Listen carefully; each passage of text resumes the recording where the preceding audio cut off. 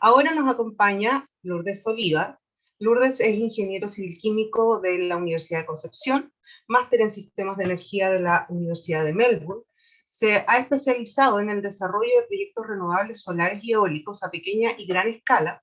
Actualmente se desempeña como PMO en la gestión y control de proyectos en desarrollo en la empresa Engie, que es una empresa francesa dedicada a la generación de energías limpias, y además es embajadora del programa Women in Energy de WEC Chile. Muy bienvenida, Lourdes. Gracias, Andrea. Gracias, Carla, igual por tu presentación. Bueno, yo desde mi vereda, como dijo Andrea, de desarrolladora, voy a hablarles de eso, de el desarrollo, cómo se realiza el desarrollo de estos proyectos para que tengamos este insumo tan importante para la generación de hidrógeno verde.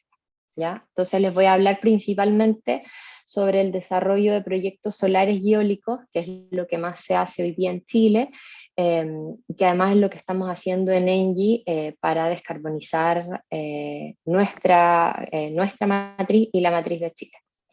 ¿Ya? Entonces, ¿cómo desarrollamos? ¿Cuáles son, digamos, los pasos que tenemos que realizar para poder tener un proyecto renovable de generación eólica y fotovoltaica?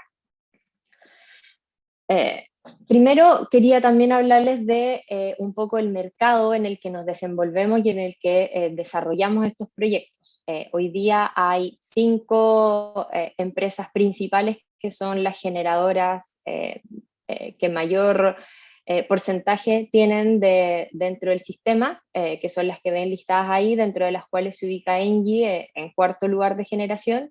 Y además tenemos, ocupamos un tercer lugar como empresa transmisora. También tenemos miles de kilómetros de línea de transmisión y también un gran número de subestaciones eléctricas, ¿ya? Y hoy nuestra matriz energética se compone, como ya también lo mencionó Carla, centrales hidroeléctricas, termoeléctricas, eólicas, fotovoltaicas y esta única central geotérmica. Entonces tenemos casi 700 centrales para un total de casi 28 gigawatts instalados en Chile. ¿Y eso cómo se traduce en generación? Eso se traduce en lo que representa a generación renovable, eh, solar y eólico en un 15 aproximadamente y un 12% de generación proveniente de fuentes fotovoltaicas y de fuentes eólicas. ¿Ya? Eh, Gracias. Estaba achicando. Y esto va a seguir en aumento. Esto va a seguir en aumento porque si miramos los proyectos que hoy día están en calificación dentro del sistema de evaluación ambiental, podemos ver que tenemos casi 600 proyectos donde casi la mitad de esos proyectos, 281, son desde el sector energía.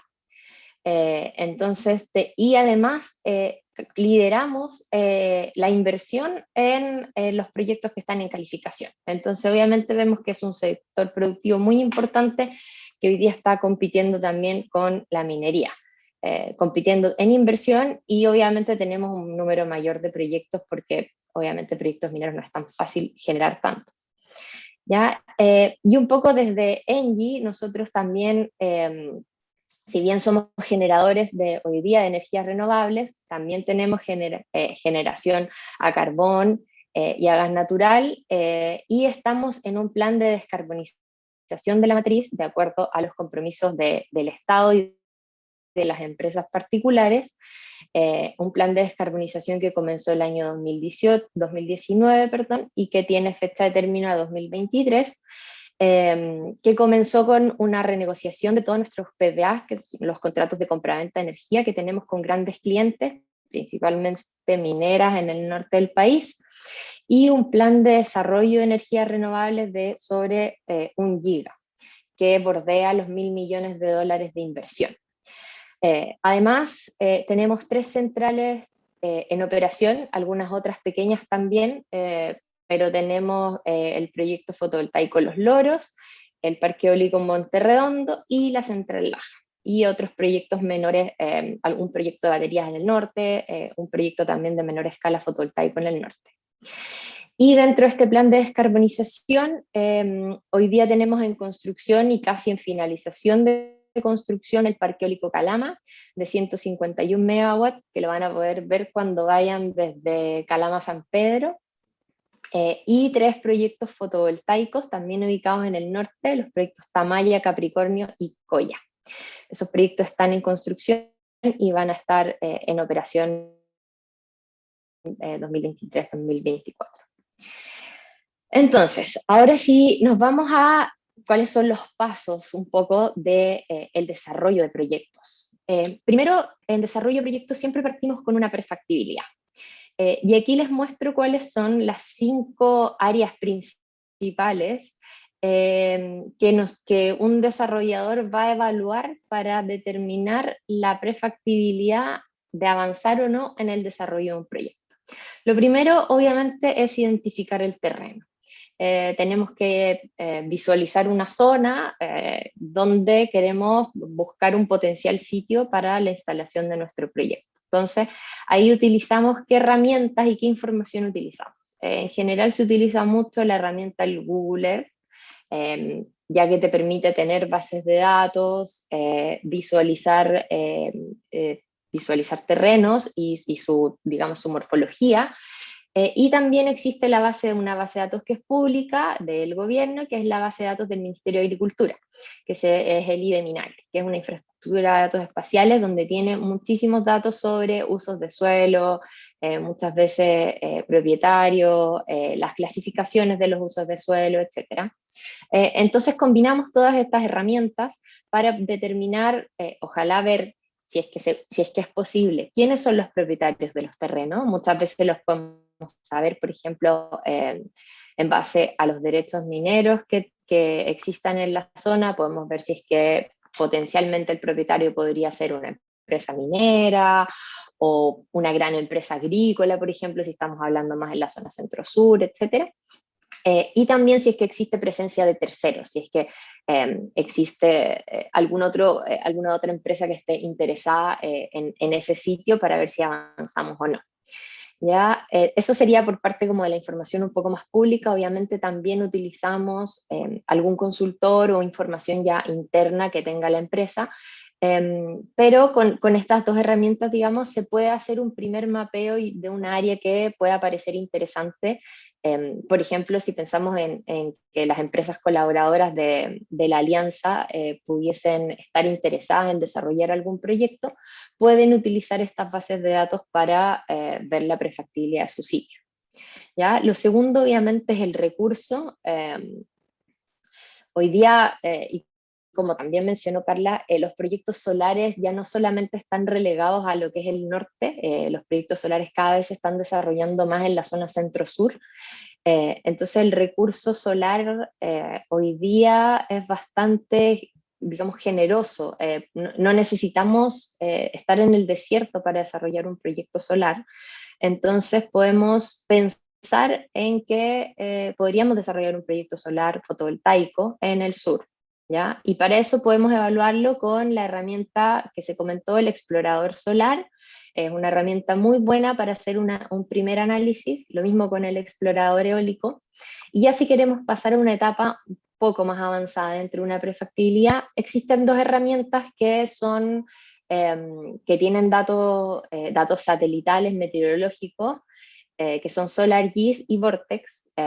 Tienen pocos datos de forma gratuita, en general tienen que adquirirse estos datos, pero son datos que ya se utilizan para un análisis un poco más fino. Y como herramienta de análisis, por ejemplo, de proyectos fotovoltaicos, está el software PVSys, que se utiliza para determinar en el fondo cuál va a ser la generación y poder dimensionar tu proyecto. ¿Ya? Entonces, eso lo que buscamos, digamos, como resultado de este ítem es determinar tu generación anual estimada y obviamente de eso cuál sería tu capacidad instalada. Lo segundo es y muy importante hoy día es la interconexión, ver si podemos efectivamente este proyecto que queremos desarrollar, si se podría o no inyectar a la red. De nada nos sirve tener un proyecto fotovoltaico o un proyecto eólico sentado sin inyección. ¿Ya? Entonces, este es un punto importante. Aquí podemos obtener información desde el Coordinador Eléctrico Nacional. Tiene mucha información en su página web que es de acceso público, mapas del el sistema eléctrico, información de las redes, información de las subestaciones, además de información de los costos marginales. Entonces nos sirve para hacer un análisis de cuál sería por ejemplo, cuál es la distancia a la cual nos encontramos de una subestación a la cual podríamos conectar el proyecto, o si es que por la zona pasa una línea de alta tensión, o si tenemos líneas de distribución instaladas. Ese tipo de cosas vamos a ir buscando dentro de este ítem. Y aquí sí es bien importante y bien utilizado, digamos, todo lo que sea consultoría o información interna. ¿Por qué? Porque también para la prefactibilidad de un proyecto, además de saber si tenemos cercanía o no con un punto de conexión, el siguiente paso es saber si es que la red tiene capacidad disponible para inyectar la generación de tu proyecto. Y ese análisis, digamos, no es tan trivial, es un poco más especializado, entonces necesitamos hacerlo en general con, digamos, un departamento dentro de tu empresa que tenga esa expertise o un consultor que tenga esa expertise. Entonces, como les digo, ahí el resultado es, tenemos un punto de inyección y tenemos la capacidad de la red también para soportar este suministro. Luego, el punto de vista ambiental, muy importante hoy día para los proyectos, y lo podría haber dejado como ambiental comunitario, que como dijo también Carla, hoy día las comunidades son muy activas y tienen mucha voz en decir si quieren o no un proyecto, lo cual está muy bien. Entonces, para esto tenemos obviamente el servicio de evaluación ambiental, que en su web tiene mucha también información y podemos revisar todos los procesos de calificación que, bueno, que ya han obtenido aprobación o también que han sido rechazados, y los que están en calificación. Entonces eso nos sirve para generar una línea base, podríamos decir, en caso de que tengas un proyecto en tu vecindad, en la vecindad del sitio que estés evaluando. ¿Ya? Y lo mismo como les comenté, la página del IDE Minagri, también tiene mucha información sobre la situación, digamos, ambiental, si es que existe una zona protegida, o si es que es una zona más agrícola, el uso de suelo, etc. Todo eso lo podemos ver desde información pública que podemos encontrar en la web. ¿Ya? Acá también, obviamente, si tienes un consultor o un departamento específico, obviamente te va a ayudar, pero estas dos herramientas, la verdad que cumplen para una prefactibilidad, son bastante completas. ¿Ya? Entonces, lo principal acá siempre es identificar si es que existen zonas protegidas o algún red flag, alguna especie de flora y fauna, por ejemplo, en la zona que fuese muy compleja de tratar, algún cauce, estás muy cerca de un río, etcétera, ¿ya? Y finalmente, desde el punto de vista de ingeniería, lo que queremos buscar es cuál es la factibilidad efectivamente de construcción y de operación y mantenimiento del proyecto, ¿ya? También podemos tener una zona con mucho recurso solar, por ejemplo, la cordillera de los Andes. Pero la verdad estamos literalmente en la punta del cerro y no podemos construir, es muy complejo. ¿Ya? Entonces, tenemos que también pensar en esa arista al momento de pensar en una prefactibilidad. ¿Ya? Yéndonos a algo que no sea tan extremo, por ejemplo, el tema de los accesos. Muchas veces hay sitios que tienen un acceso muy complejo, sobre todo ocurre en el sur, por ejemplo, hay proyectos en la Isla Grande de Chiloé, que hay un muy buen recurso eólico, pero el acceso a esa zona es muy complicado desde el punto de vista logístico, o sea, para que llegue un camión, los camiones que transportan las partes de las turbinas eólicas, muy complejo, y además vas a pasar por muchas zonas protegidas. Quizás tu proyecto no va a estar en una zona protegida, pero para llegar ahí tienes que pasar por zonas protegidas. Entonces, tenemos que también poder visualizar esta arista dentro de la prefactibilidad.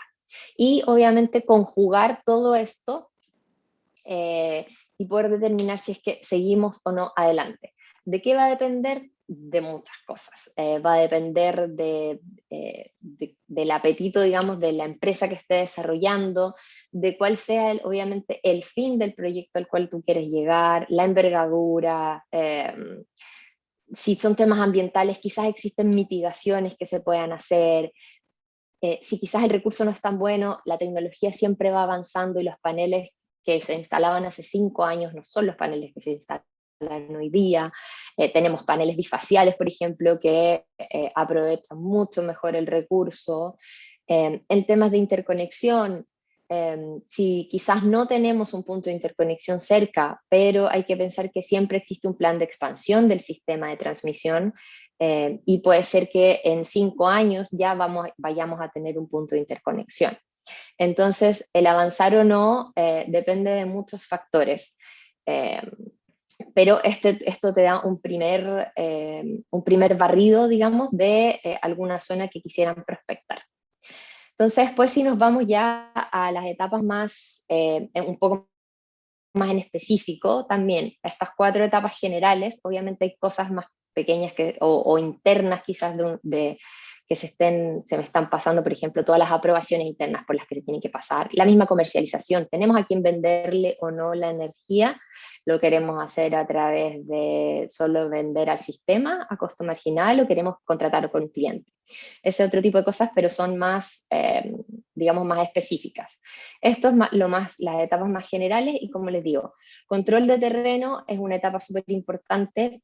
Hoy día podemos hacer control de terreno de 2 formas principales: un contrato de arriendo con privados o una concesión de uso oneroso con el Ministerio de Bienes Nacionales, con el Estado. ¿Ya? Son procesos largos en general, sobre todo el tema de la concesión de uso oneroso tiene sus tiempos bien establecidos, y es un proceso más bien engorroso y que se utiliza más para proyectos que se ubican en la zona norte. ¿Ya?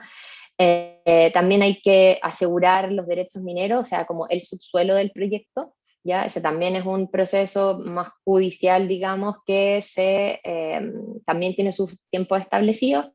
Tenemos que asegurar servidumbres de tránsito y servidumbres eléctricas para las líneas. Tenemos que asegurar accesos que muchas veces no corresponden al mismo sitio que estamos arrendando para el proyecto.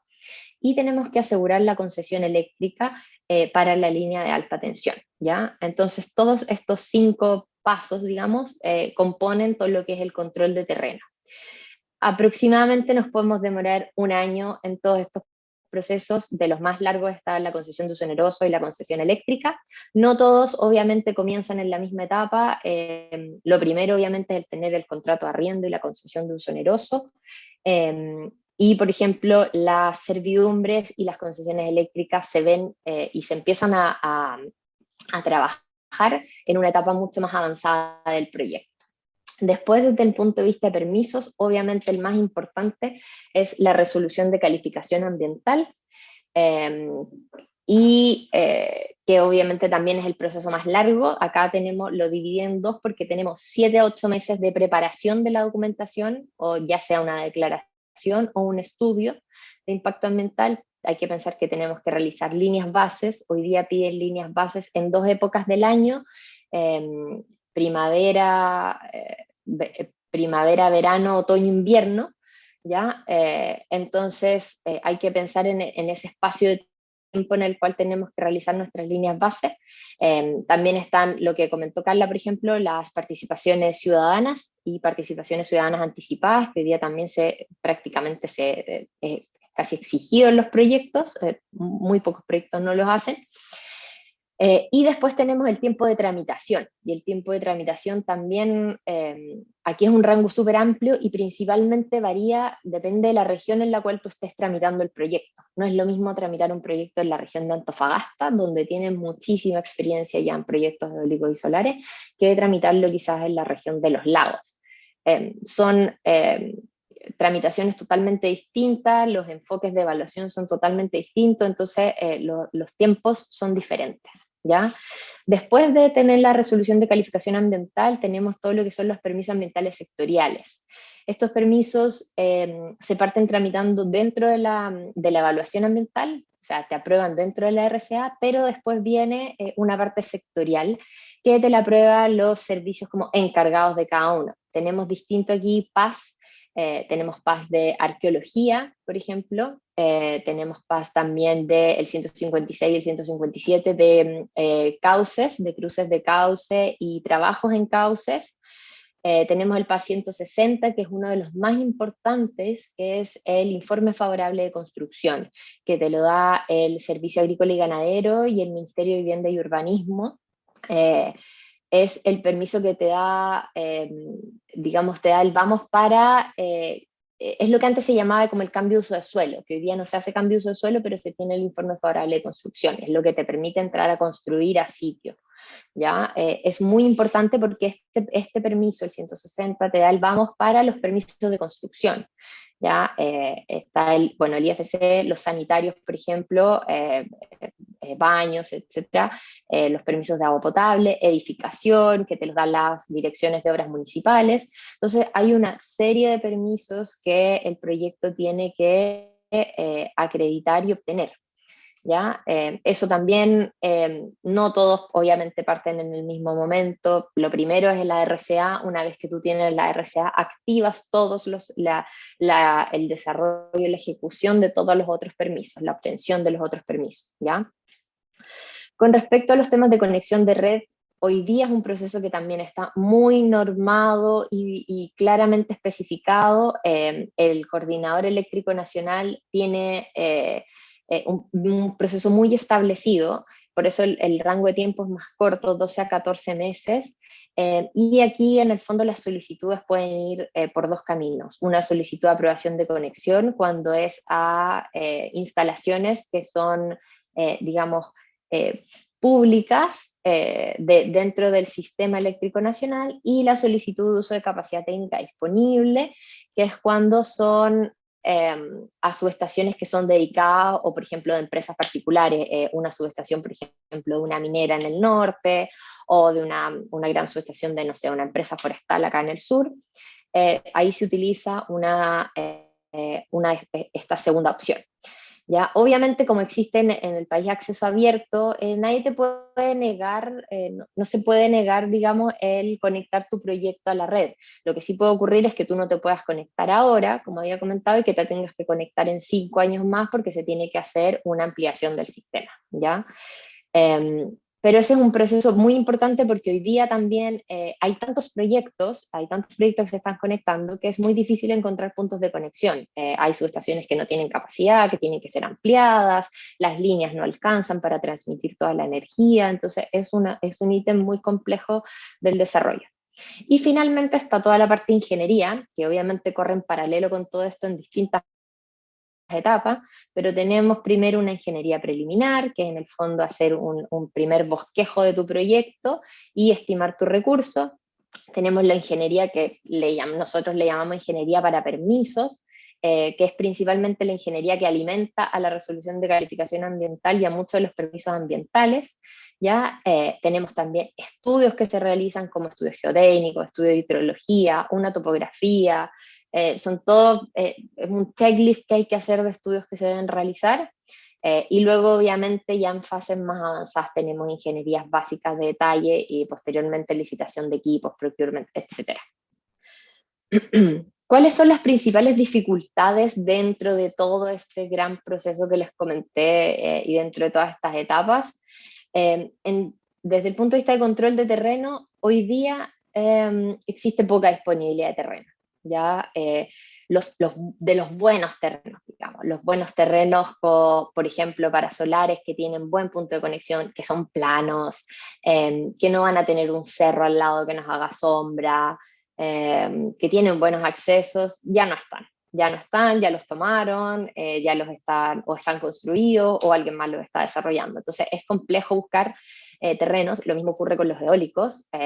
Hay muchos proyectos, como mencionó Carla, acá en la zona de Arauco o cercano a Los Ángeles también, muchos proyectos eólicos. Entonces, hay que empezar a utilizar sitios como con recursos, no sé, podríamos llamarle como de segunda categoría, pero lo positivo es que cada vez tenemos turbinas más grandes que aprovechan vientos de menor velocidad y tenemos paneles también con mayor potencia y con mayor tecnología, como por ejemplo los bifaciales.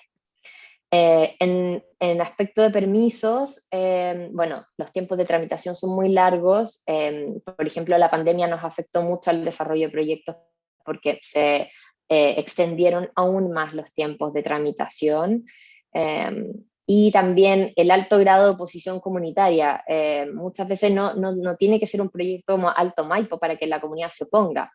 Muchas veces es un proyecto eólico normal, no sé, 50 megas, 100 megas, y la comunidad cercana se opone porque puede ser que simplemente no lo quieran. Es complejo tener un eólico en tu patio.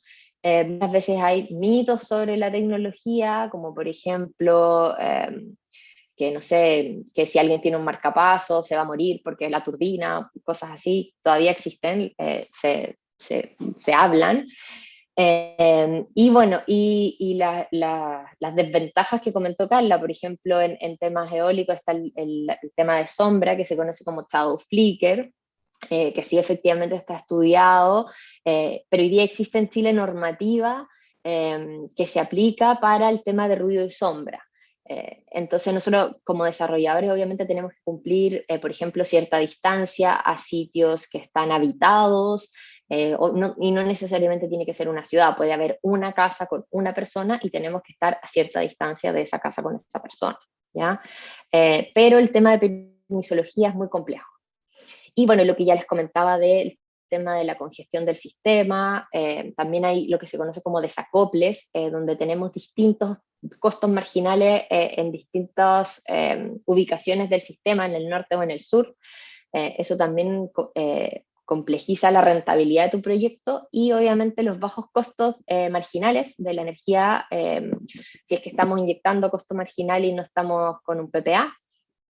Por ejemplo, al mes de octubre en Alto Jahuel, que es un punto cercano a Santiago, donde se mide el costo marginal, hoy día tenemos en promedio $58 por megawatt hora. Hace unos años, 5 años atrás teníamos 120. Muy bueno para las energías renovables, todos querían construir proyectos porque ibas a tener un muy buen ingreso. Entonces hoy día se hace mucho más difícil. Sin embargo, el CAPEX de los proyectos, obviamente, y el costo de operación y mantenimiento sigue bajando. Pero si bien esto es una desventaja para las renovables, obviamente es una ventaja para el hidrógeno verde, porque hace que tu insumo, que es tan importante, que es tu insumo clave, tu punto de partida, tenga un menor costo. Entonces vas a tener finalmente un hidrógeno verde a menor costo, ya que como dijo Carla, un 60-70% del LCOH.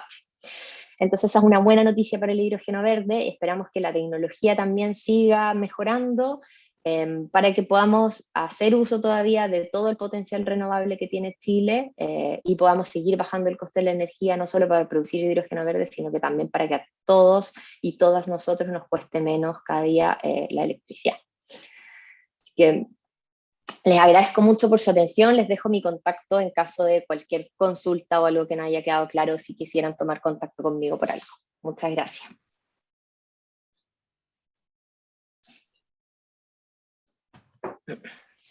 Lourdes, muchísimas gracias a ti y por supuesto a Engie por compartir tu experiencia trabajando en estas distintas etapas del desarrollo de proyectos renovables, que es una información clave, por supuesto, para comenzar a prospectar todos los proyectos, ya sea de hidrógeno o solo de energía eléctrica a partir de renovables.